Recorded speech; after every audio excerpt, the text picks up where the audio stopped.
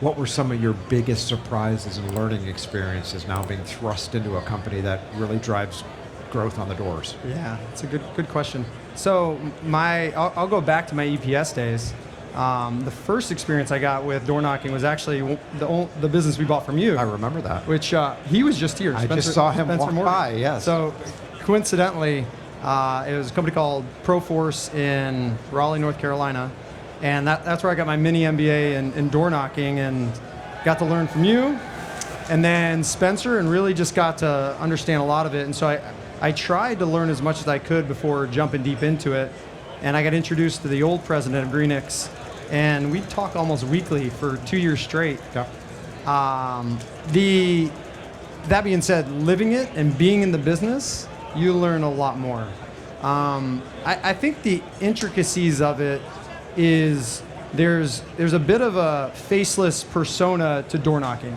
Oh, it's these big engine of salespeople that are just about themselves and they're going and selling and they're not they're just a machine that goes out and does it. What I learned and have learned, it's a lot of little a lot of good leaders, people that want to do good things, being led by others, but they're young, impressionable, and for lack of a better term, success comes down to those relationships at a granular level.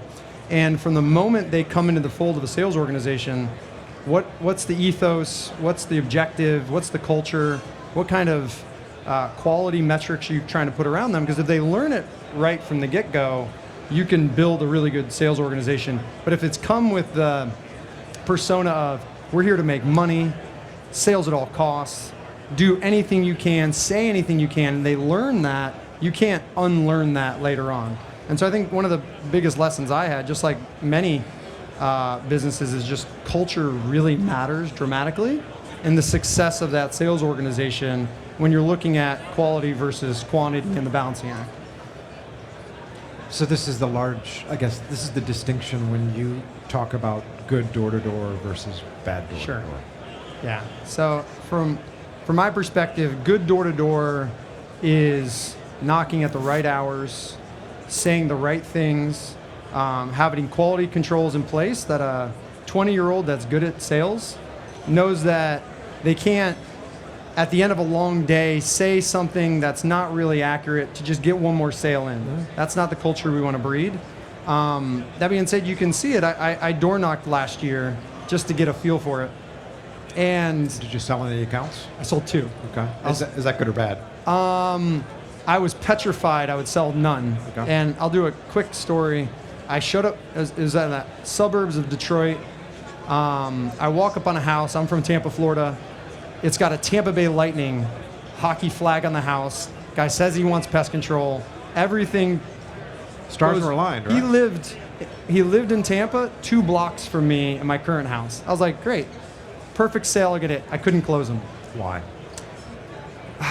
I'd love to say it was because I was, it's just hard. It's a hard job. And so, and candidly, the better salespeople probably could have got it done. Yeah. But day one, I don't know, I think I'm a pretty decent salesman. But fell apart, and I called my wife. I was like, I'm going to bagel today. I'm not going to get any sales. Sold 2 after that. Felt like I got some credibility. But 2 for first day is pretty good. Had you had training? No. No, I just went and ran it. But I think I've talked pest control enough that I can communicate it effectively. But the difference was after 4 or 5 hours of not making a sale, which a lot of these people do, the urge is to say something that will get you over the finish line with these objections. And so you understand why they're not bad people making bad decisions trying to harm people. They're just trying to do their job. And so how do you build a culture where you train them effectively to close effective deals in the right way? Mm-hmm. And that's upon the company to spend the time and energy and resources. And not all companies know that path. They just know that they want sales. And so they'll create a lot of incentives that aren't necessarily aligned with quality. And so if you can align with quality, we've seen just phenomenal results, not perfect, but phenomenal results selling quality with quantity versus some that have really pushed the quality or quantity over quality. And in that, you can get a different culture and a different product in there pretty quickly when you do one You both go both directions. And so, and a lot of people see this, and they come in their neighborhoods, and you'll see a lot of traditional pest control owners that are frustrated with door knocking because they can say things that aren't true on the doors, and it happens, and we squash that. But some companies don't, and we wish everybody would, because it's better for the industry. You and I were talking about attacking white space. If 50% of our sales, which approximately are customers new to pest control, well, now we're making the proverbial pest control pie bigger versus everybody just trading the existing customers and growing along with GDP. And we see that as a positive.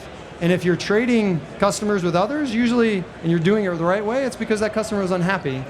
And that's fair. It's when people are saying things they shouldn't, and that's something we don't stand for.